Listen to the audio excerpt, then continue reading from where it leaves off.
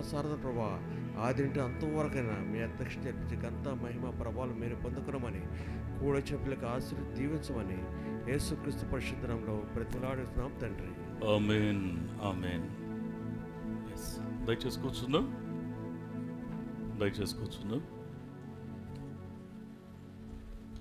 యేసుక్రీస్తు నామములో మరొకసారి మీ అందరికీ కూడా ప్రత్యేకమైన వందనాలు తెలియజేసుకుంటూ ఉన్నాను.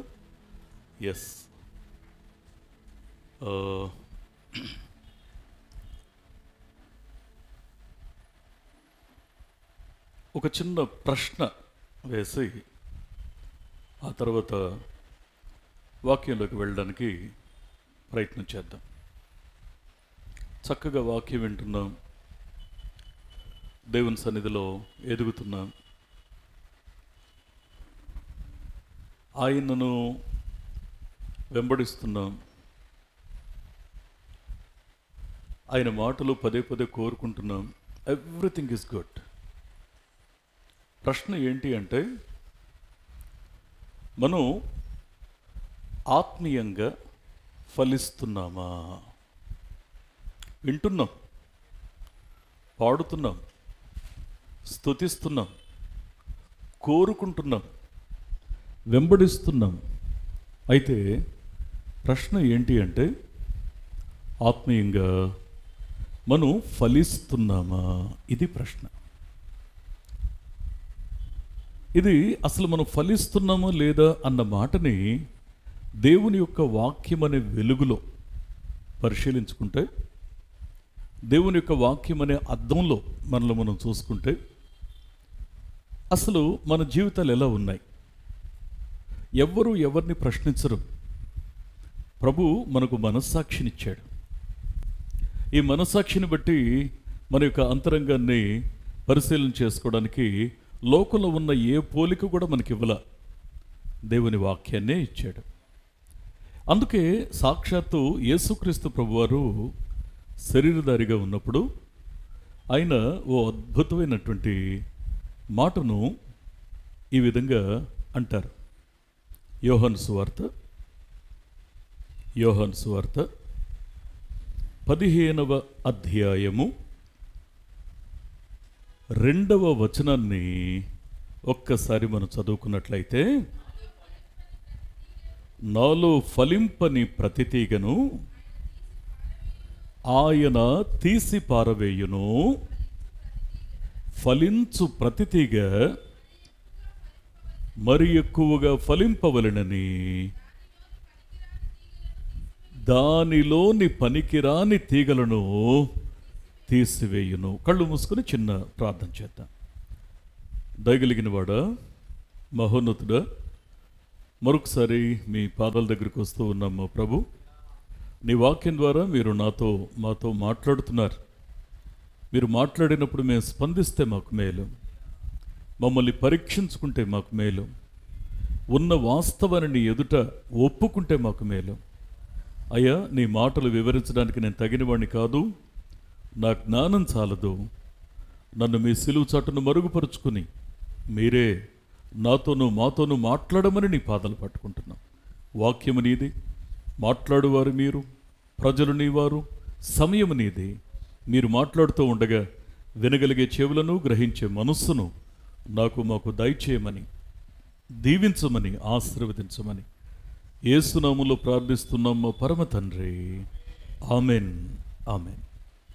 ఇక్కడ ఈ మాటను మనం జాగ్రత్తగా పరిశీలన చేస్తే, వాస్తవానికి ఈ మాట మనకు కొత్త ఏం కాదు, ఎన్నోసార్లు మనం చదువుకున్నాం.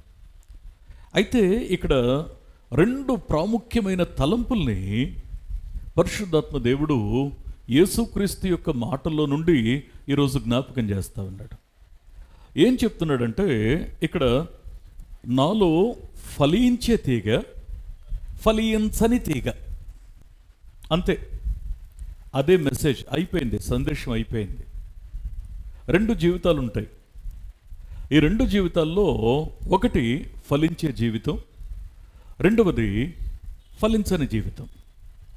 ఇక్కడ ఈ మాట మాట్లాడుతూ ఏమంటాడంటే, నాలో ఫలించని తీగ అంటే ఆయనతో సంబంధం ఉంది, ఆయనతో కలిసి ప్రయాణం చేస్తున్నాం, ఆయన మాటలకు ఆకర్షితులయ్యాం, ఆయన కోసం బ్రతకడానికి నిశ్చయించుకున్నాం, ఆయనతో కలిసి ప్రయాణం చేస్తున్నాం, క్రమం తప్పకుండా ఆయన మాటలు వినడానికి మనం సమకూడుతున్నాం, అన్నీ బాగున్నాయి. కానీ ఎందుకు ఆత్మీయ జీవితంలో ఆయనలో ఉంటూ కూడా, ఆయనతో కూడా ప్రయాణం చేస్తూ కూడా ఎందుకు ఫలించలేకపోతున్నాం? నిజంగా ఆయనలో ఉండి కూడా ఫలించని స్థితి మనిషికి ఉంటుందా? ఆయనలో ఉండి కూడా నేను ఆయనలో ఉన్నాను, ఆయనతో ఉంటాను, ఆయన కొరకు బ్రతుకుతాను అని మరి నిర్ణయించుకున్న జీవితాల్లో కూడా కొన్నిసార్లు ఫలించని స్థితి ఉంటుందా అంటే ఖచ్చితంగా ఒకవేళ అది లేకపోతే యేసు ప్రభు ఇక్కడ మాట్లాడేవాడు కాదు. అందుకే ఆయన చెప్పినటువంటి మాట ఏంటి అంటే, మొదటి మాట ఫలింపని తీగ. ఫలింపని తీగని గురించి మాట్లాడు. ఎందుకు ఫలించదు? ఒక వ్యక్తి యొక్క జీవితంలో ఎందుకు ఫలించరు? నిజంగా యెషయా గ్రంథంలో మనం ఒక మాటను చూస్తాం. యెషయా గ్రంథము 5వ అధ్యాయము 4వ వచనాన్ని ఓసారి మనం చదివినట్లయితే, నేను నా ద్రాక్ష తోటకు చేసిన దానికంటే మరేమి దానికి చేయగలను? అది ద్రాక్ష పండ్లు కాయునని నేను కనిపెట్టినప్పుడు అది కారు ద్రాక్షలు కాయుటకు కారణమేమి? దేవుని మనసులో ఉన్న మాటని యెషయా భక్తుడు గ్రంథస్థం చేస్తున్నాడు. దేవుని మనసులో ఉన్న బాధని, ఇశ్రాయేలీయుల యొక్క జీవితం పట్ల, ఇశ్రాయేలీయుల యొక్క మొండితనం పట్ల, ఆ ఫలించని స్థితి పట్ల ఇక్కడ మరి యెషయా భక్తుని ద్వారా ఈ మాటను ప్రేరేపించి రాయిస్తూ ఉన్నాడు. యెషయా గ్రంథస్థం చేస్తున్నాడు. ఏమని మాట్లాడతాడు అంటే, ఇక్కడ వాడిన అమూల్యమైనటువంటి మాట ఏంటి అనంటే, నేను ఒక ద్రాక్ష తోటకు చేసిన దానికంటే ఇంకా ఎక్కువగా ఏం చేయగలను?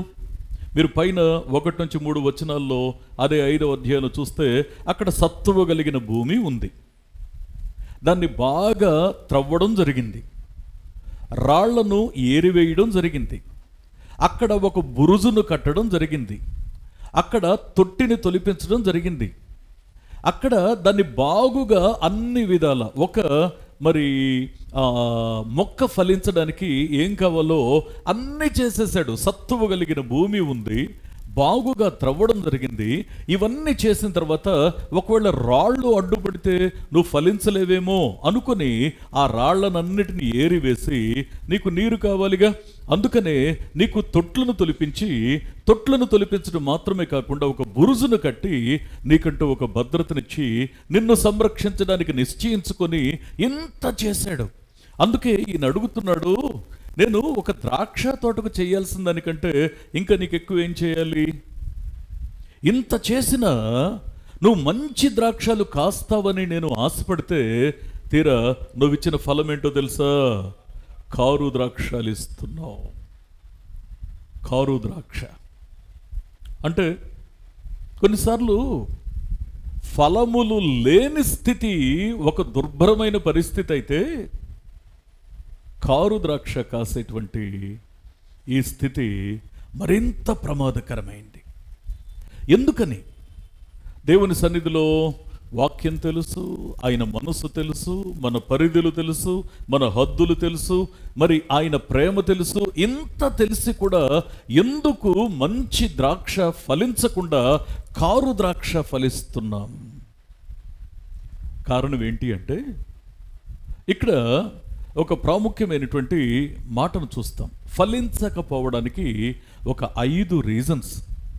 నెంబర్ 1, ఫలించకపోవడానికి మొదటి రీజన్ ఏంటి అనంటే, మత్తయి సువార్త 13వ అధ్యాయము 20-21 వచనాలు ఇక్కడ మనం చూసినట్లయితే,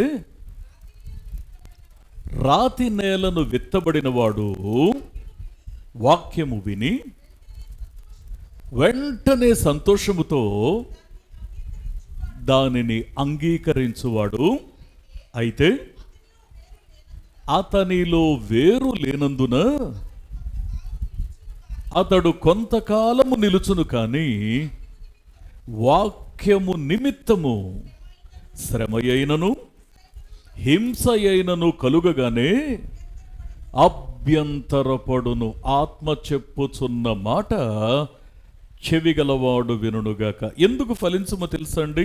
మనం రాతి మీద పడిన విత్తనం అని అనుకుంటాం కదా. రాతి మీద పడిన విత్తనానికి ఉండే ప్రాబ్లం ఏంటి అంటే అభ్యంతరపడే మనస్సు. దేని గురించి? దేవుని కోసం చిన్న శ్రమ రాకూడదు, నీకు దేవుని కోసం చిన్న కష్టం రాకూడదు, దేవుని బట్టి చిన్న అసౌకర్యం కలగకూడదు, దేవుని బట్టి లేదా దేవుని యొక్క సన్నిధిలో నువ్వు ఎదుగుతున్నప్పుడు చిన్న అసౌకర్యం నీకు కలగకూడదు. వెంటనే నువ్వు అభ్యంతరపడతావు. మనకెక్కడ కుదురుద్దులేబ్బా, మన వల్ల ఎక్కడవుతుందిలే, మనం తర్వాత చూద్దాంలే, వచ్చే వారం వెళ్దాంలే, వచ్చే నెల చూద్దాంలే, అసలు నిన్ను పోషించి నిన్ను సంరక్షించి నీకు భద్రతనిచ్చి నీకు ఆయుష్నిచ్చి అనుక్షణం కంటికి రెప్పలా దేవుడు నిన్ను చూస్తూ ఉంటే నీ లెక్కలు నువ్వు వేసుకుంటూ ఉంటావు.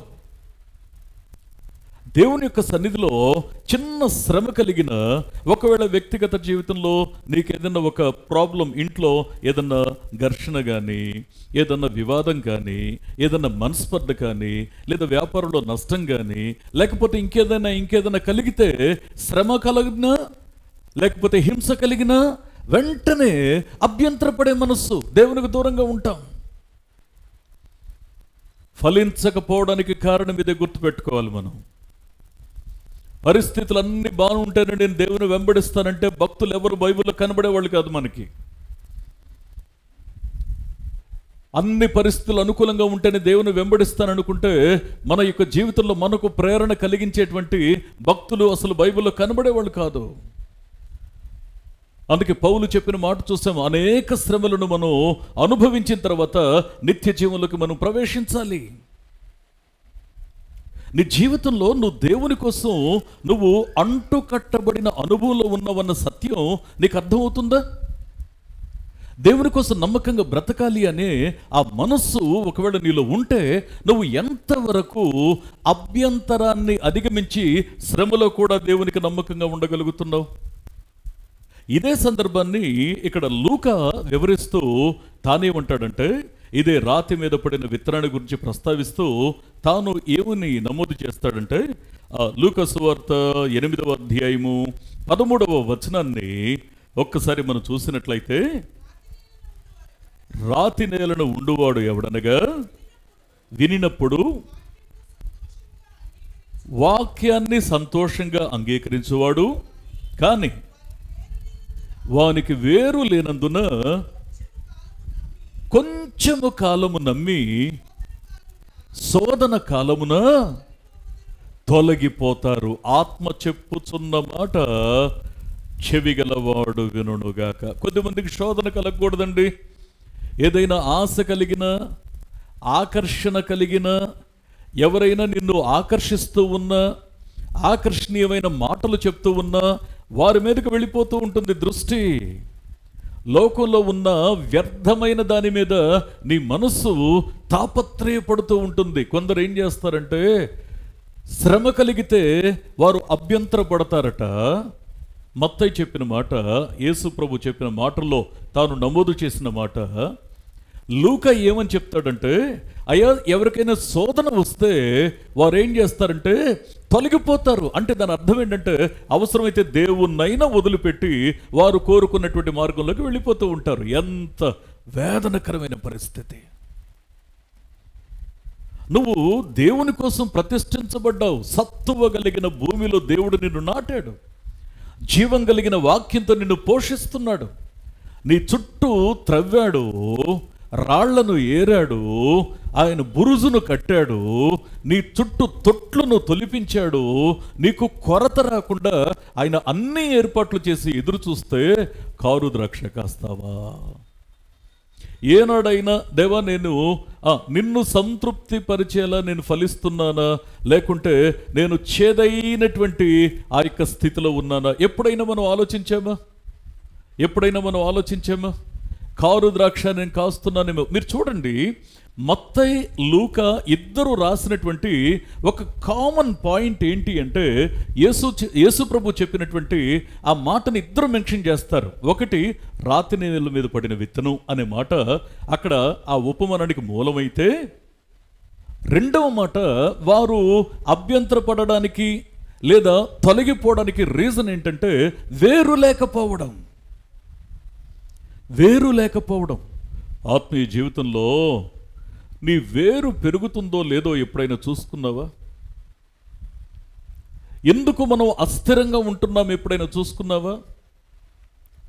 చిన్న శ్రమ, బాధ, అభ్యంతరం, ఆకర్షణ కలిగితే ఎందుకు త్వరగా లోకం తట్టు మళ్ళీపోతున్నాం అంటే తొలగిపోతున్నాం. అది ఇంకా ప్రమాదకరమైన పదం. అంటే మన యొక్క దిశ మార్చేసుకుంటున్నాం, మన యొక్క ప్రయాణపు దిశను మార్చేసుకుంటున్నాం. ఇటువైపు ప్రభు ఉన్నారనుకోండి, నేను నా దిశను ఇటుగాని కాదు వెనక్కి మళ్ళించుకుంటున్నాను. అందుకే ఇక్కడ వాడుతున్న అమూల్యమైన మాట ఏంటి అంటే, అయ్యా ఫలించకపోవడానికి ఒకటి అభ్యంతరపడే మనస్సు, రెండవది తొలగిపోవడం.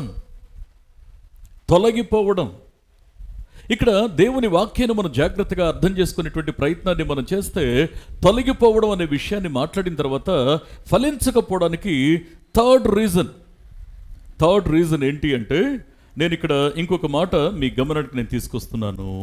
హెబ్రీ పత్రిక 12వ అధ్యాయము 15వ వచనాన్ని ఒక్కసారి మనం చూసినట్లయితే, మీలో ఎవడైనను దేవుని కృపను పొందకుండా తప్పిపోవునేమో అనియు చేదైన వేరు ఏదైనను మొలచి కలవరపరచుట వలన అనేకులు అపవిత్రులైపోతారు. అంటే ఒకటి, మనం ఫలించకపోవడానికి ముఖ్యమైన మొదటి రీజన్ ఏంటి అంటే, నెంబర్ 1 అభ్యంతరపడడం, నెంబర్ 2 తొలగిపోవడం, నెంబర్ 3 అపవిత్రులు అవ్వడం. నేను దుఃఖంతో ఒక మాట చెప్పనా, మన ఆలోచనలు పరిశుద్ధంగా ఉంచుకోలేకపోతున్నామండి. మన తలంపులు పరిశుద్ధంగా వయస్సు నిమిత్తం లేకుండా అయిపోయిందండి పరిస్థితి. ఒకప్పుడు లోకాన్ని ఒక 20-30 సంవత్సరాల క్రితం ఎట్లా అనుకునేవాళ్ళు, వాళ్ళు చిన్నపిల్లలు, వాళ్ళకి ఏం తెలుసు అనేవాళ్ళు. వాళ్ళు పెద్దోళ్ళు అయ్యా, వాళ్ళు అట్లాటోళ్ళు కదా, వాళ్ళు చాలా పెద్దరికంగా ఉంటారు. పోయింది, అంత తారతమ్యం పోయింది. అసలు చిన్నపిల్లల ఆలోచన పెద్దవారిని కలవరపరుస్తున్నాయి. పెద్దవారి నిలకడలేని స్థితి చిన్నవారిని పాడు చేస్తున్నాయి. అస్తవ్యస్తమైపోయాయి ఇవన్నీ కూడా. అందుకే ఆలోచనలు అపవిత్రమే. అంతరంగం లోపల బయటకు కనబడకుండా అంతరంగం లోపల ఉన్నటువంటి ఆశలు అపవిత్రమే, నీ కోరికలు అపవిత్రమే, నీ జీవన శైలి అపవిత్రమే. నువ్వు ఒంటరిగా ఉంటే అపవిత్రమైన తలంపులు, నువ్వు ఒంటరిగా ఉంటే అపవిత్రమైనటువంటి పనులు. దేవుని యొక్క వాక్యం ఏం చెప్తా ఉందంటే, ఎందుకు ఒక వ్యక్తి ఫలించలేకపోతున్నాడు అంటే, చాలామంది శారీరకంగా తప్పు చేయడానికి భయపడతారు, ఎక్కడైనా మరి ప్రాబ్లం వస్తుందేమోనని. కానీ మానసికంగా పాపంతో పెనవేసుకొని బ్రతుకుతూ ఉంటారు. I'm very sorry to say, మానసికంగా పాపంతో పెనవేసుకొని బ్రతుకుతూ ఉంటారు. ఎంత వేదనకరమైన పరిస్థితి అంటే, ఆధ్యాత్మికంగా దేవునిలో మనం ఫలించలేకపోవడానికి గల కారణం ఏంటి అనంటే, మనుషులు నీ ముఖాన్ని చూస్తారు, మహోన్నతుడు నీ మనస్సును చూస్తాడు. అందుకే హృదయంలో ఆలోచన పుట్టక ముందే ఆయనకి తెలుసని వాక్యం సెలవిస్తూ ఉంది. అందుకే మన యొక్క జీవితంలో కొన్నిసార్లు మనం ఫలించలేకపోవడానికి కారణం, ఒకవేళ మన బ్రతుకులో ఏమన్నా అభ్యంతరాలు ఉన్నాయేమో చూసుకుందాం. రెండవది, ఎక్కడైనా ఏ కారణం చేతైనా లేదా దేనికోసమైనా దేవునిలో నుండి తొలగిపోతున్నామేమో చూసుకుందాం. మూడవది, మనం అపవిత్రులమైపోతున్నామేమో. కారణం ఏంటి అంటే ఇది కూడా వేరే. ఏంటి అంటే చేదైన వేరు.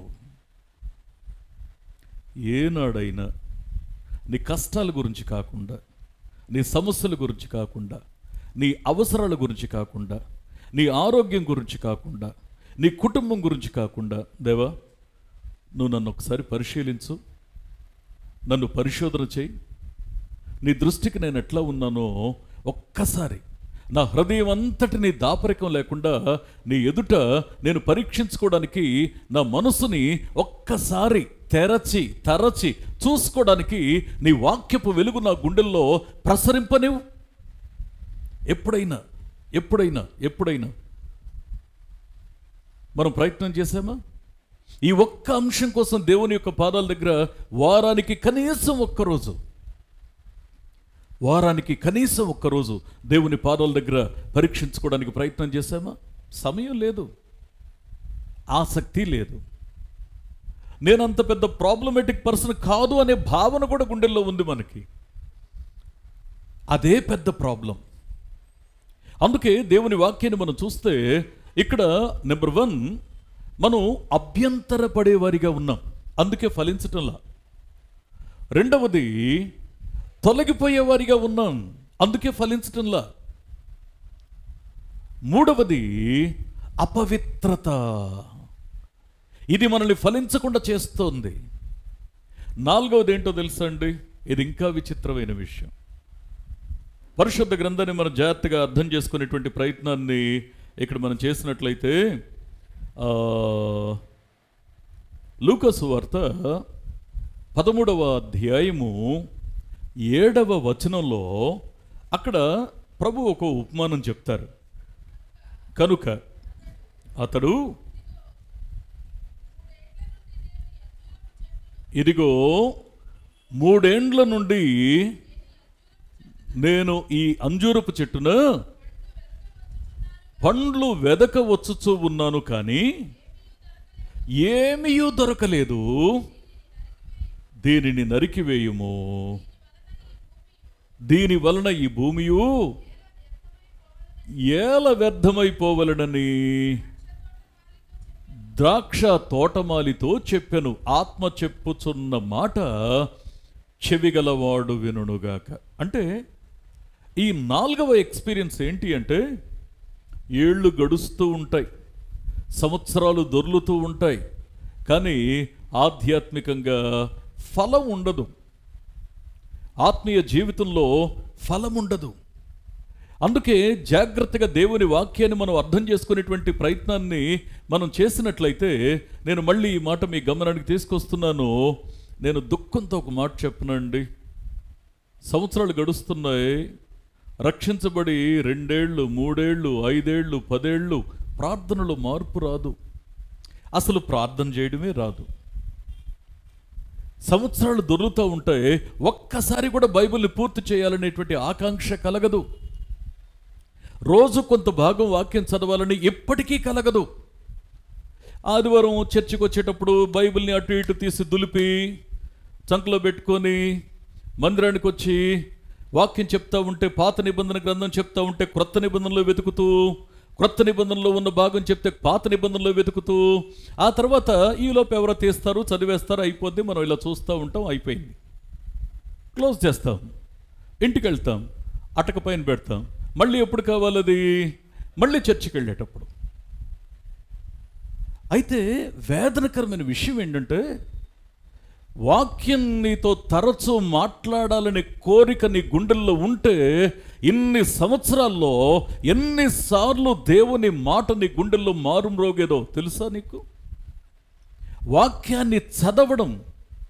నాకు తెలిసి నేను మరి ఏజెన్సీ ఏరియాలకు నేను పరిచర్య కోసం వెళ్ళిన రోజుల్లో, ఆ ఏజెన్సీ ఏరియాల్లో అక్కడంతా చాలా భయంకరమైన పరిస్థితులు. మరి చాలా దూరం కాలినడకన ప్రయాణం చేస్తే, ఎంతో దూరం వెళ్ళిన తర్వాత అక్కడ ఒక 10 గుడిసెలు, అక్కడ ఒక 20 గుడిసెలు అట్లా ఉండేవి. వారిలో దేవుణ్ణి ఎరిగినటువంటి ఒకరిద్దరు ఏం చేసేవాళ్ళంటే, అయ్యా నేను ప్రతిరోజు బైబిల్ని నేను వింటానయ్యా, వింటారా? ఎట్లాగా అంటే వాళ్ళ ఇంట్లో ఉండి చదువుకునే పిల్లలు ఎవరో ఉంటారు కదా, వాళ్ళని కూర్చోబెట్టి తన దగ్గర ఉన్న ఒక రూపాయో పావులనో ఇచ్చి వాళ్ళని కూర్చోబెట్టి వాళ్ళకి తినడానికి ఏదైనా పెట్టి, అరే ఈ చిన్న భాగం ఏదైనా ఉంటే ఒక్క 2 మాటలు చదివి వినిపించవా? ఆ పిల్లోడు ఏదో చదివి వినిపిస్తే ఆ చదివి వినిపించినటువంటి మాటల్ని ఆ వారమంతా ధ్యానం చేయడం, ఆ వారమంతా గుర్తుపెట్టుకోవడం, ఆ వాక్యానుసారంగా బ్రతకడానికి ప్రయత్నించడం. అనుకూలత లేని ప్రదేశంలో ఎంత ఆతృత కనబడతా ఉందే, అనుకూలత ఉన్న నువ్వు ఎందుకు ఆసక్తిని కనబరచడం లేదు? ఏళ్ళు గడుస్తున్నాయి, సంవత్సరాలు దొర్లుతున్నాయి, కానీ నీ గుండెల్లో దేవుని వాక్యంతో అనుసంధానం కావాలనే కోరిక ఎందుకు కలగడం లేదు? నేను దుఃఖంతో నేను చెప్పనా, నేను వేదంతో చెప్పనా? ఈ రోజున మీరు ఫోన్స్లో యూట్యూబ్లో మెసేజ్ వింటే సరిపోద్ది అనుకుంటున్నారు. మీరు 1,00,000 మెసేజ్లు విన్నా సరే పరలోకాన్ని కూడా యూట్యూబ్లోనే చూడాల్సి వస్తుంది. మీరు దేవుని వాక్యం 1000 ప్రసంగాల కంటే 10,000 ప్రసంగాల కంటే గొప్ప విషయం ఏంటంటే, నువ్వు మోకరించి ప్రార్థించి వాక్యం తెరిచి ఆశ కలిగి ఒక్కొక్క అక్షరాన్ని కూడుకుంటూ నువ్వు చదువుకుంటూ, దేవా అర్థం చేసుకునే శక్తిని నాకు దయచేయని ఆయన్ని అడిగి ఒక్కొక్క మాట చదువుకుంటూ నువ్వు ముందుకు వెళతావే, దాన్ని మించిన బోధ లేదు, యేసును మించిన బోధకుడు లేడు. పరిశుద్ధాత్ముడు ఆయన నీకు బోధిస్తాడు. నీ ప్రార్థన మారడంలా ఏళ్ళు గడిచినా కానీ నువ్వు ఇంట్లోనూ ప్రార్థన చెయ్యవు, ఒంటరిగానూ ప్రార్థన చెయ్యవు, మందిరంలోనూ ప్రార్థన చెయ్యవు. దేవుని యొక్క సన్నిధిలో నేను మళ్ళీ చెప్తున్నాను, ఈ మాటని వేదన కలిగి చెప్తున్నాను. ఏళ్ళు గడుస్తున్నా మార్పు లేకపోవడం అనేది అత్యంత ప్రమాదకరమైన పరిస్థితి, అత్యంత ప్రమాదకరమైన పరిస్థితి. ఎప్పుడైనా ఆలోచన చేసామా, దేవా నేను ఫలిస్తున్నానా, నేను ఎదుగుతున్నానా? ఎప్పుడైనా ఆలోచన చేసామా? అందుకే ఎందుకు మనం ఫలించడం లేదు అంటే, ఈ ఫలించకపోవడానికి రీజన్స్ ఇక్కడ మనం గమనించాలి. మొట్టమొదటి రీజన్ ఏమని చెప్పుకున్నాం? అభ్యంతరపడడం. రెండవ రీజన్ ఏమని చెప్పుకున్నాం? తొలగిపోవడం. మూడవ రీజన్ ఏమని చెప్పుకున్నాం? అపవిత్రత. నాలుగవ రీజన్ ఏమని చెప్పుకున్నాం? చెప్పాలి, ఏళ్ళు గడుస్తున్నా ఫలం లేకుండా, అందుకే నిష్ఫలమైన స్థితి, ఫలములు లేకపోవడం. వీటన్నిటికీ కారణం ఏంటబ్బా అంటే, యేసు ప్రభువే దీనికి ఆన్సర్ చెప్తాడు.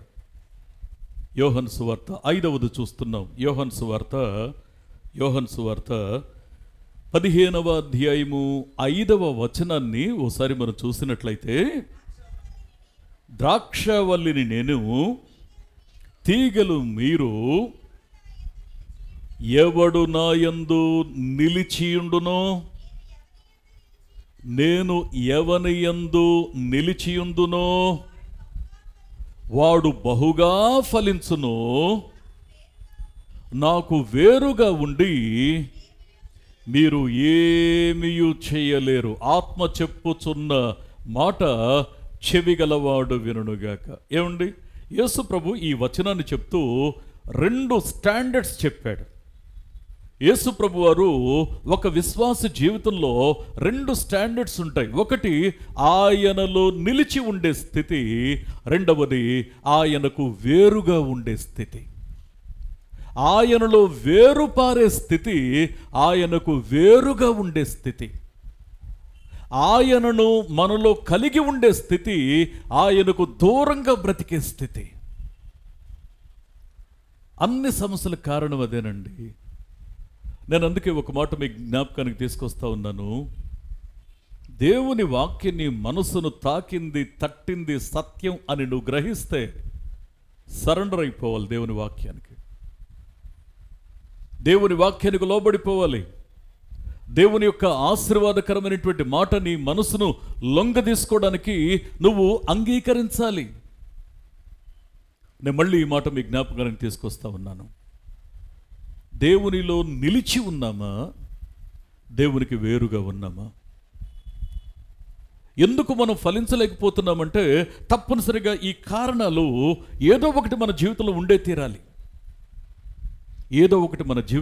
తీరాలి. సరే, ఇప్పుడు యేసు ప్రభు చెప్పినటువంటి ఈ మొదటి మాట ఫలించని తీగ. ఫలించకపోవడానికి కారణం ఏంటో కొన్ని మాటలు మనం చూసాం. అయితే యేసు ప్రభు వారు ఏం చెప్తారంటే, అయ్యా ఫలించని తీగ గురించి చెప్పాను, అలాగే ఫలించే తీగ గురించి కూడా చెప్తాను. ఇప్పుడు ఫలించే తీగ యొక్క జీవితంలో ఎందుకు ఫలిస్తుందో ఈ మాట మీరు గమనించాలి. ఇందాక ఫలించని తీగ, ఇప్పుడు ఫలించే తీగ. ఫలించే తీగ ఎందుకు ఫలిస్తుందంటే దానిలోని పనికిరాని తీగలను ఆయన తీసి పారవేస్తాడు. అంటే దాని యొక్క అర్థం ఏంటి? దేవుని యొక్క ఆధిపత్యం, దేవుని యొక్క మరి పని మన జీవితంలో జరగడానికి మనం అంగీకరిస్తాం. ఆయన మనల్ని సరిదిద్దడానికి, ఆయన మనల్ని కరెక్ట్ చేయడానికి, ఆయన ఆశీర్వాదకరమైన కొన్ని కత్తెరలు మన మీద వేయడానికి అనుమతిస్తాం. ఎందుకు అంటే ఫలించడానికి ఇష్టంగా ఉన్నాం కనుకనే. అందుకే ఆయన గద్దింపును స్వీకరిస్తాం, ఆయన మందలింపును స్వీకరిస్తాం, ఆయన హెచ్చరిస్తే దాన్ని ప్రాణప్రదంగా తీసుకుంటాం. ఆయన ఏదైనా మాట్లాడితే ఈ మాట నా కోసమే అనే భావంతో ఆ మాటను గుండెలోనికి తీసుకుంటాం. ఇప్పుడు ఫలించే తీగ, ఆ ఫలించే తీగ దేవుని యొక్క అధికారానికి ఒప్పుకుంటుంది. అందుకే మీ ప్రవర్తన అంతటి అందు ఆయన అధికారమునకు ఒప్పుకోవాలి. అంటే ఈ ఒప్పుకునే స్థితి, దానికి కలిగే ప్రతిఫలం ఏంటి అంటే, ఒక చక్కని మాట మీ గమనానికి తెస్తాను. రోమపత్రిక 6వ అధ్యాయము 22వ వచనాన్ని ఒకసారి మనం చదువుకుందాం. అయినను ఇప్పుడు పాపము నుండి విమోచించబడి దేవునికి దాసులైనందున పరిశుద్ధత కలుగుటయే మీకు ఫలము,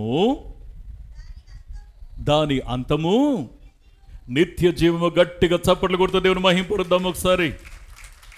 ఏమండి, ఫలించే తీగ ఎందుకు ఫలిస్తుంది? ఫలిస్తున్న తీగకు ప్రతిఫలం ఏంటి అంటే పాపం నుంచి విమోచించబడడం, రెండవది దేవునికి దాసులగడం, మూడవది పరిశుద్ధత అనే ఫలాన్ని పొందడం, నాలుగవది నిత్య జీవం అనేటువంటి ప్రతిఫలాన్ని దక్కించుకోవడం. అందుకే దేవుని యొక్క వాక్యం సెలవిస్తూ ఉన్నటువంటి సత్యం ఏంటంటే, పాపం నుంచి విడిపించబడ్డాను చాలే అనుకుంటే కుదరదు. నువ్వు దేవునికి దాసునిగా, దాసురాలిగా ఉండాలి. అంటే దేవుని యొక్క ఉద్దేశం, దేవుని యొక్క చిత్తం నీ జీవితంలో జరగడానికి నువ్వు అంగీకరించాలి, నువ్వు అనుమతించాలి, నువ్వు ఒప్పుకోగలగాలి. ఆయన యొక్క చిత్తానికి అనువుగా నువ్వు అడుగులు వేయాలి. నిన్నెక్కడ వారిస్తున్నాడు, ఏయ్ జాగ్రత్త అని ఏ విషయంలో చెప్తున్నాడో అది నాకు అర్థం కావాలి, నీకు అర్థం కావాలి వ్యక్తిగతంగా. అందుకే ఇక్కడ వాక్యం సెలవిస్తుంది, పాపం నుంచి విమోచించబడ్డాక దేవునికి పూర్తిగా మనలను మనం అప్పగించుకోవాలి. నేను ఎప్పుడు చెప్తా ఉంటాను, దాసులం అంటే బానిసలం. డ్యూలస్ అనేటువంటి పదాన్ని అక్కడ వాడతాడు. బానిసలం అవ్వడం దేవునికి. ఆ తర్వాత ఎప్పుడైతే పాపం నుంచి విడిపించబడి దేవునికి దాసులుగా ఉంటామో, ఇక మన జీవితంలో అపవిత్రతకు చోటు ఉండదు. పవిత్రత నీ జీవితంలో ఫలం కనిపిస్తుంది. ఒకప్పుడు ఆ ఫలాలు లేవు మనకి. ఇప్పుడు పవిత్రత అనే ఫలాన్ని నువ్వు కలిగి ఉంటావు. పవిత్రత అనే ఫలాన్ని భూమి మీద నువ్వు నేను బ్రతికుండగా కలిగి ఉంటే, ఈ లోకాన్ని విడిచిపెట్టిన తర్వాత నిత్య జీవం అనే ప్రతిఫలాన్ని దేవుడు నీకు అనుగ్రహిస్తాడు. అందుకే ఈ యొక్క ఆత్మీయ జీవితంలో ఫలభరితమైన జీవితానికి దీనికి కూడా ఒక ప్రాముఖ్యమైన 5 రీజన్స్ ఉన్నాయి. ఫలభరితమైనటువంటి జీవితాన్ని కలిగి ఉండడానికి 5 రీజన్స్ ఉన్నాయి.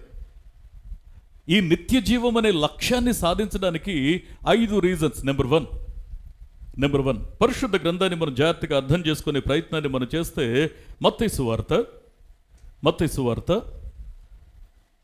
3వ అధ్యాయము 8వ వచనాన్ని జాగ్రత్తగా మనం చదివే ప్రయత్నాన్ని మనం చేసినట్లయితే, దానికి ముందున్న మాట కూడా చూడండి.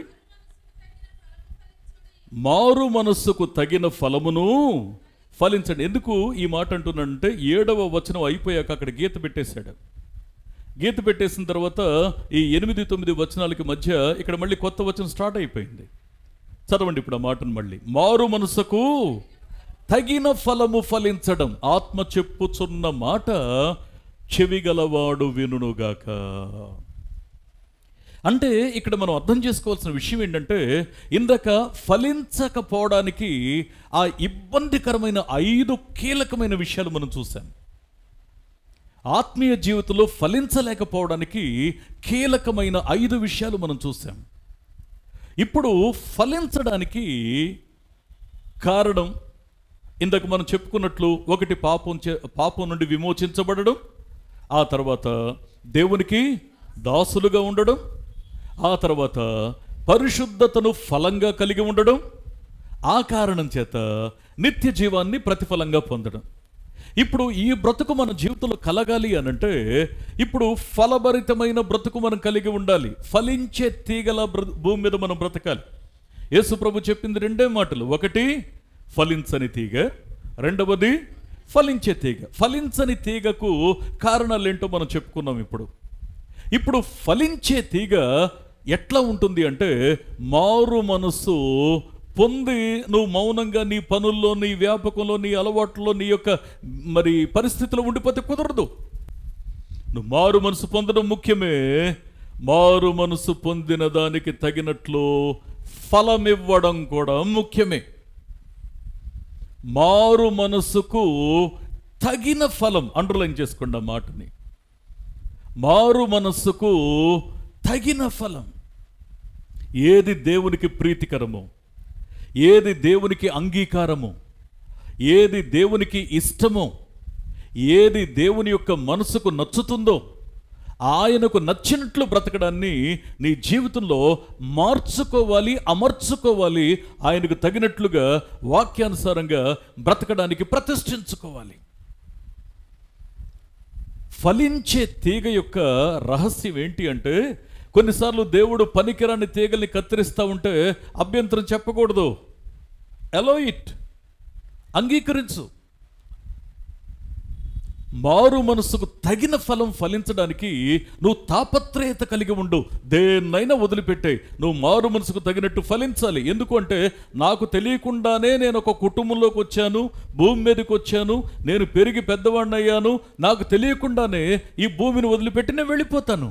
కానీ తెలిసి తెలిసి తెలిసి తెలిసి నేను తీసుకోవాల్సిన నిర్ణయం ఏంటి అంటే, ఆధ్యాత్మిక జీవితంలో నేను ఇక్కడ ఫలించేలా నేను బ్రతికితే అక్కడ ఫలభరితమైన నిత్య జీవాన్ని నేను పొందుకుంటాను. ఇది దేవుడు పదే పదే పదే పదే మనకు బోధించడానికి గల కారణం ఏంటి అంటే అదే. అందుకే జ్ఞానం కలిగిన సొలొమోను అంటాడు, అయ్యా సూర్యుని క్రింద ఉన్నది అంతా కూడా వ్యర్థం అన్నాడు. ఇప్పుడు ప్రయోజనకరమైనది ఎక్కడుందయ్యా అంటే సూర్యునికి పైనుంది, నిత్యత్వంలో ఉంది. శాశ్వతమైనది ఎక్కడుంది అంటే సూర్యునికి పైనుంది, నిత్యత్వంలో ఉంది. దాన్ని దక్కించుకోవడానికి ఆత్మీయ జీవితంలో నువ్వు మారు మనసు పొందాలి, మారు మనసుకు తగిన ఫలము ఫలించాలి. ఇది మొదటి విషయం. ఫలించే తీగ యొక్క జీవితంలో తగిన ఫలము ఫలించడం. కొన్నిసార్లు అభ్యంతరాలు ఉండనివ్వండి. కొన్నిసార్లు అనారోగ్యం ఉంది, లెట్ ఇట్ కమ్, రానివ్వండి. కొన్నిసార్లు అప్పుల బాధలు ఉంటాయి, నిజమేనండి, అబద్ధమే ఉంది, మనిషిగా బ్రతుకుతున్నావుగా. కొన్నిసార్లు కరువులు ఉంటాయి, కరువు కూడా ఉంటుంది, వస్త్రహీనత ఉంటుంది, అయినా పర్వాలా. ఉపద్రవం ఉంటుంది, అయినా సరే. ఖడ్గం ఉంటుంది, అయినా సరే.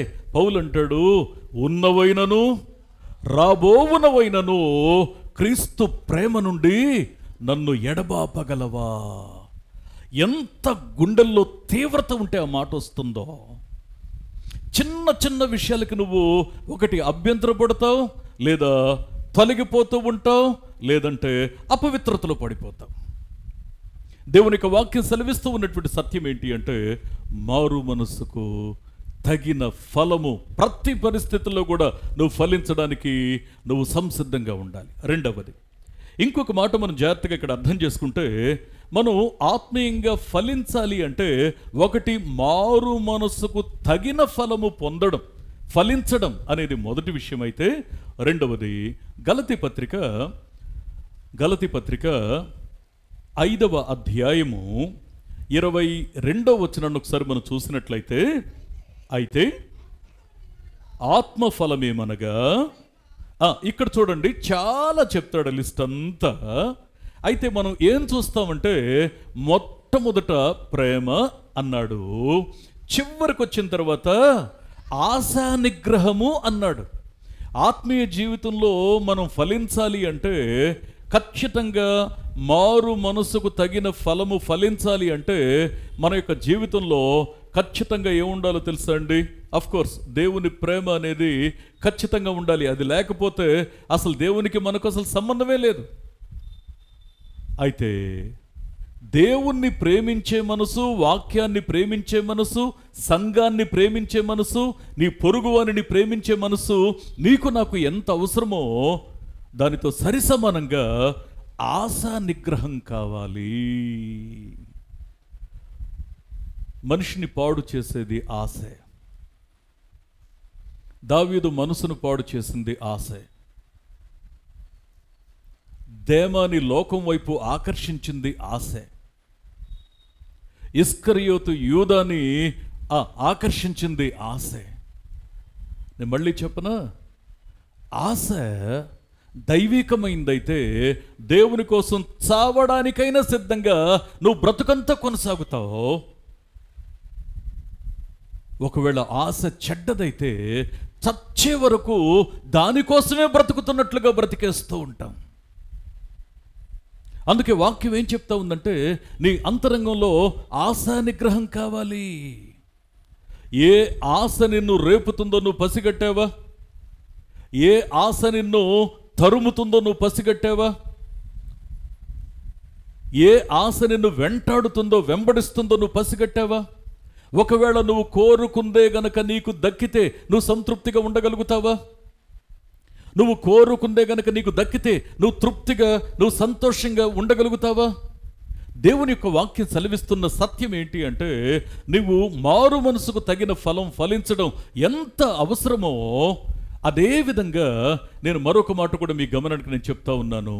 నీ ఆశను నిగ్రహించుకోవడం అనేది అసలు నువ్వు క్రీస్తు కోసం బ్రతకాలనుకుంటున్నావో లేదో డిసైడ్ చేసే ఫ్యాక్టర్ అది. నువ్వు దేవుని కోసం నమ్మకంగా బ్రతకడం అనేది నీ గుండెల్లో ఉంటే నువ్వు ఆశను చంపుకుంటావు, ఆశను అధిగమిస్తావు, నీ మనసును లొంగ తీసుకుంటావు, నీ యొక్క అంతరంగాన్ని దేవుని స్వాధీనంలో ఉంచుతావు. ఏమండి, పై భక్తి ఎవరికి కావాలండి? దేవునికి మహిమ తేదు, నీకు ఆశీర్వాదాన్ని తేదు. ఎందుకది? ఎవరిని మోసగించడానికి, ఎవరిని మభ్య పెట్టడానికి.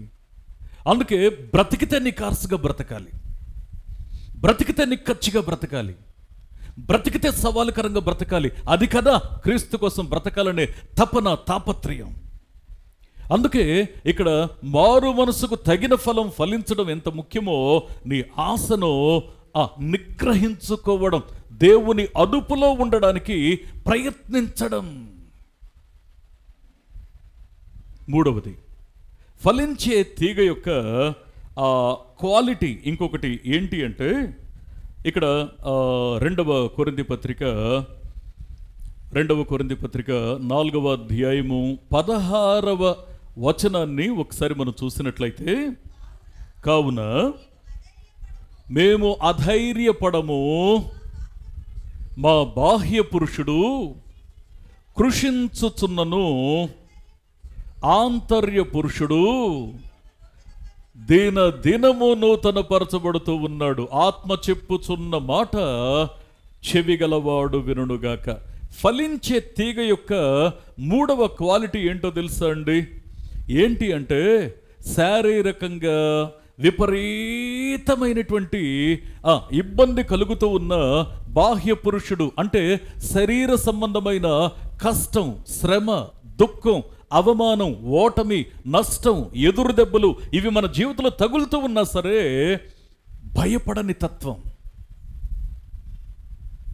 ఆత్మీయ జీవితంలో నువ్వు నిజంగా దేవుని కోసం బ్రతుకుతున్నావు అనేది సత్యమే అయితే నువ్వు ఆత్మ సంబంధమైన పౌరుషం కలిగి బ్రతకాలి అని కోరుకుంటే నువ్వు భయపడటం మానే. దేవుడు నీకు తోడుగా ఉన్నాడు. భౌతికంగా శ్రమలు వస్తాయి. శ్రమలను అనుభవించకుండా భక్తిని నిరూపించుకున్న భక్తుడు బైబిల్లో లేడు.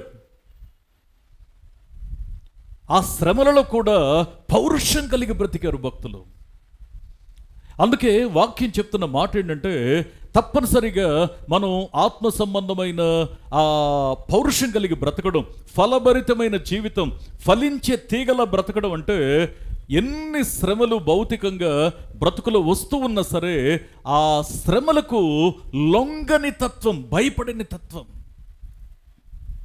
భయపడొద్దు. నాలుగవది ఏమని మాట్లాడతాడంటే, అయ్యా ఫలించే తీగ యొక్క తత్వం ఏంటి అనంటే, అదే 2వ కొరింథీ పత్రిక 4వ అధ్యాయము అక్కడే 17వ వచనంలో ఓ అద్భుతమైన మాట చెప్తాడు. మేము దృశ్యమైన వాటిని చూడక అదృశ్యమైన వాటినే నిదానించి చూచుచూ ఉన్నాము. ఆత్మ చెప్పుచున్న మాట చెవిగలవాడు వినుగాక. 2 విషయాలు అంటాడండి ఇక్కడ. ఒకటి దృశ్యమైనవి, రెండవది అదృశ్యమైనవి. ఇప్పుడు దృశ్యమైనవి ఏంటి అంటే, నా సమస్యలు, నా అవసరాలు, నా కుటుంబం, నాకున్న జీవనోపాధి, ఇవి నా కళ్ళ ముందు కనబడేవి. నా చుట్టూ ఉన్న ప్రపంచం, ఇది నా కళ్ళ ముందు కనబడేవి. ఇప్పుడు కళ్ళ ముందు కనబడే వాటిని చూసి జీవితంలో ప్లాన్స్ చేసుకునేవాడు ఎప్పటికైనా అసంతృప్తితోనే లోకాన్ని విడిచిపెట్టి వెళ్ళిపోతాడు. కానీ ఇక్కడ ఉండగానే చేయాల్సినటువంటి ఒక ప్రాముఖ్యమైన పని ఏంటి అనంటే, అదృశ్యమైన వాటిని చూడడం. అందుకే అబ్రహామును గురించి హెబ్రీ గ్రంథకర్త మాట్లాడుతూ, దేవుడు దేనికి శిల్పియు నిర్మాణకుడై ఉన్నాడో పునాదులు కలిగిన ఆ పట్టణము కొరకు ఎదురు చూచే మనస్సును కలిగి ఉన్నాడు. ఇది అదృశ్యమైంది, అది ఇంకా తనకు కనబడలా. ఆ అదృశ్యమైన దాన్ని చూడడానికి మనస్సు కలిగి ఉండడం అంటే, వాక్యం ఏం చెప్తా ఉందంటే, నీ కష్టం తాత్కాలికమే, నీ సుఖం తాత్కాలికమే, నీకున్న పేరు ప్రతిష్టలు తాత్కాలికమే, నీకున్న అవమానం తాత్కాలికమే, నీ బ్రతుకులో ఉన్న ఆ యొక్క సంతృప్తినిచ్చేవి, నిన్ను దుఃఖపరిచేవి, ఇవన్నీ తాత్కాలికమే. శాశ్వతమైంది ఏంటి అంటే నిత్య జీవం. అందుకే అదృశ్యమైన వాటిని చూడాలనే మనస్సును కలిగి ఉండడం అవసరం. అందుకే ఇక్కడ ఆ 17వ వచనంలో మాట్లాడుతూ అంటాడు, చదువున్నాను ఒకసారి ఆ మాటని. మేము దృశ్యమైన వాటిని చూడక అదృశ్యమైన వాటిని నిదానించి చూచుచూ ఉన్నాము. కనుక క్షణమాత్రముండు ఈ చులకనైన శ్రమ మా కొరకు అంతకంతకు ఎక్కువగా నిత్యమైన మహిమ భారమును కలుగజేయుచున్నది. గట్టిగా చప్పట్లు కొడుతూ దేవుని మహిమపరుద్దాం ఒకసారి. ఫలించే తీగ యొక్క మనస్తత్వం ఏంటి అంటే, ఒకటి ఇక్కడ మనం చెప్పుకున్నాం, మనం మారు మనసుకు తగిన ఫలమును ఫలించాలి. రెండవది ఆశా నిగ్రహం కలిగి ఉండాలి. మూడవది అంటున్నారు మీరు,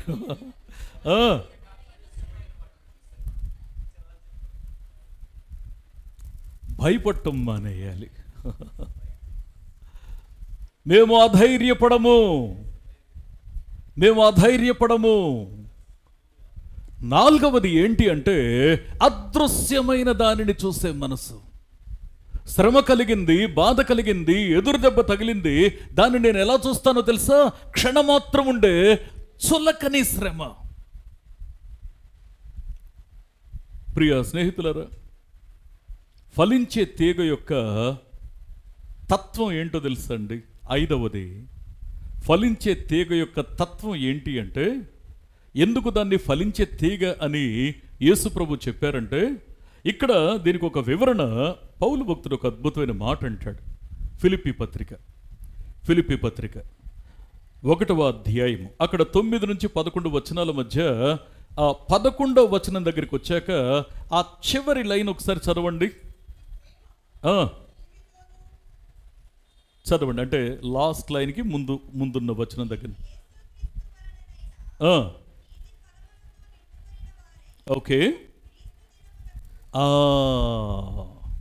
మీరు నీతి ఫలములతో నిండుకొనిన వారై క్రీస్తు దినమునకు ఏమంటారండి? నిష్కపటులను నిర్దోషులను కావలెనని ప్రార్థిస్తూ ఉన్నాను. ఆత్మ చెప్పుచున్న మాట చెవిగలవాడు వినుగాక. అంటే ఫలించే తీగ యొక్క అల్టిమేట్ ఆశ, కోరిక ఏంటి అనంటే క్రీస్తు దినాన్ని చూడాలి అని దానికోసం ఆశను చంపుకొని, ఆవేశాన్ని చంపుకొని, మనస్సును చంపుకొని, కోర్కెలను చంపుకొని, అపార్థాలను చంపుకొని, ఇబ్బందులను అధిగమించి ఏం చేస్తుందంటే క్రీస్తు దినాన్ని చూడడానికి నిర్దోషంగా బ్రతకడానికి ప్రయత్నిస్తుంది. ప్రియ స్నేహితులరా, నేను చిన్న మాట అడిగినా, నీ జీవితంలో దేనికోసం ప్రార్థన చేస్తున్నావు? ఏం లేదండి, అమ్మాయి పెళ్ళైపోతే చాలు అనుకుంటున్నాను, అబ్బాయి పెళ్ళైపోతే చాలు, ఈ అప్పు తీరితే చాలు, ఈ సమస్య తీరితే చాలు, ఈ అనారోగ్యం తీరితే చాలు. అవునా? ఇంతేనా? ఇంకెదగవా? ఇంక పెరగవా? ఇంకా ఆలోచించవా? ఫలించే తీగలాగా నువ్వు ఆలోచన చేయవా? వాక్యం ఏం చెప్తా ఉందంటే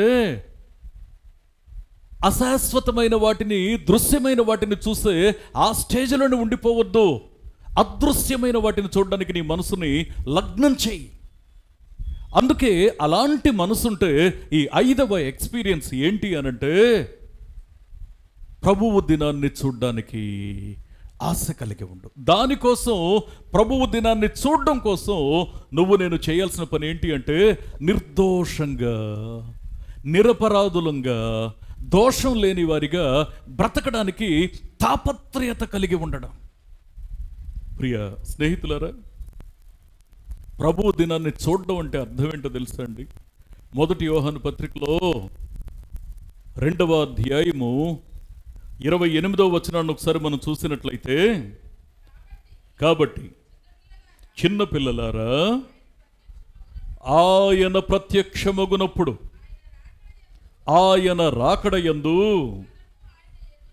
మనము ఆయన ఎదుట సిగ్గుపడక ధైర్యము కలిగి ఉండునట్లు మీరు ఆయన యందు నిలిచి ఉండండి. ఆత్మ చెప్పుచున్న మాట చెవిగలవాడు వినుగాక. అంటే ప్రభువు దినం కోసం ఎదురు చూడడం అంటే అర్థం ఏంటి అంటే ఆయన ఎదుట సిగ్గుపడవలసిన పరిస్థితి లేకుండా ధైర్యము కలిగి ఆయన్ని ఎదుర్కోవడానికి అనువుగా మనం ఆయనలో నిలిచి ఉండాలి, నిలకడ కలిగి ఉండాలి. ప్రియ స్నేహితులరా, నేను అందుకే ఒక మాట మీ గమనానికి తీసుకొస్తున్నాను. యేసు ప్రభువు చాలా సింపుల్ మెసేజ్ చెప్పాడు, కానీ లోతైన భావాన్ని చెప్పాడు. దీనికి మూలవాక్యంగా మనం యోహాను సువార్త 15వ అధ్యాయం 2వ వచనం చూసాం. దీంట్లో 2 తలంపులు చెప్పాడు. ఒకటి ఫలింపని తీగ, రెండవది ఫలించే తీగ. ఇప్పుడు ఫలించని తీగ ఎందుకు ఫలించటం లేదో దానికి 5 కారణాలని మనం తెలుసుకున్నాం. ఇప్పుడు ఫలించే తీగ ఎందుకు ఫలిస్తుంది అనడానికి 5 కారణాలని మనం తెలుసుకుందాం. ఇప్పుడు లక్ష్యం ఏంటంటే ఆయన ప్రత్యక్షమయ్యేటప్పుడు మనం సిగ్గుపడే పరిస్థితి లేకుండా ధైర్యంగా దేవుణ్ణి ఎదుర్కోగలిగే ఆ మనస్సును మనం కలిగి ఉండాలి. దానికోసమే బ్రతుకుతున్నాం, దానికోసమే రక్షించబడ్డాం, దానికోసమే మారు మనసు పొందాం, దానికోసం బ్రతకడానికే నాగటి మీద చేతిని వేశాం. అంతకంటే పెద్ద విషయం ఏం లేదు ఆత్మీయ జీవితంలో. మిగతావన్నీ కూడా కొసరు. బ్రతికున్నాంగా, కుటుంబాలు ఉన్నాయిగా, బాధ్యతలు ఉన్నాయిగా. అందుకే ఇవన్నీ కూడా చిన్న చిన్న అల్పమైన విషయాలు భూమి మీద ఉన్నవి. శ్రేష్టమైంది క్రీస్తు దినపు రాకడ కోసం ఎదురు చూడాలి. సిగ్గుపడకుండా ఆయనను ఎదుర్కోవడానికి సంసిద్ధత కలిగి ఉండాలి. ఒక్కసారి మనం దేవుని దగ్గర పరీక్షించుకొని, దేవా నేను ఫలించని తీగలా ఉన్నానా, ఫలించే తీగలా ఉన్నానా? ఒకవేళ ఫలించని తీగలో ఉన్న ఆ దుర్గుణాలు ఒకవేళ నా బ్రతుకులో ఉంటే వాటిని నేను అధిగమించడానికి నాకు సహాయం చేయి. నేను ఫలించే తీగలా ఉండడానికి నాలో ఇంకా నా ఫలింపుకు అడ్డుగా ఉన్న తీగల్ని నువ్వు కత్తిరిస్తూ ఉంటే నేను వాటిని మనస్ఫూర్తిగా అంగీకరించే ఆ యొక్క సహృదయాన్ని, సహకరించే మనసుని నాకు దయచేయి. నన్ను నలుగు కొట్టు, నా మనసుని నీ సన్నిధిలో కుమ్మరిస్తున్న నన్ను పరిశీలన చేయి. ఒక్కసారి మనం ప్రార్థన చేసుకుందాం. ఎవ్వరం కూడా ఇక ఆలస్యం చేయకుండా ఒక్కసారి మన హృదయం తెరిచి మనం దేవుని యొక్క సన్నిధిలో ప్రార్థించడానికి మన హృదయాన్ని మనం సిద్ధం చేసుకుందాం. ఒక్కసారి మన హృదయాన్ని తెరిచి మనం ప్రార్థన చేసుకుందాం.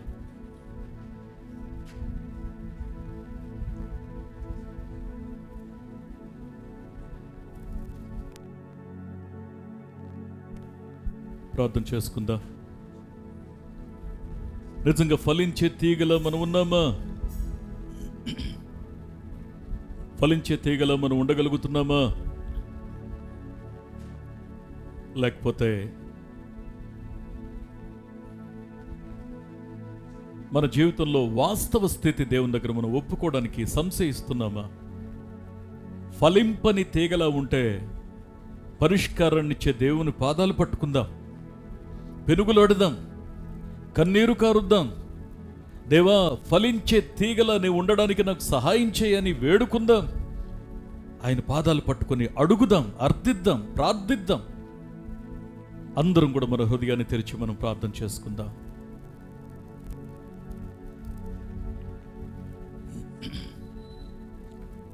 ఒకసారి మనం ప్రార్థన చేద్దాం. అందరూ కూడా మనసు తెరిచి మనం ప్రార్థన చేద్దాం. ఓ దేవుడి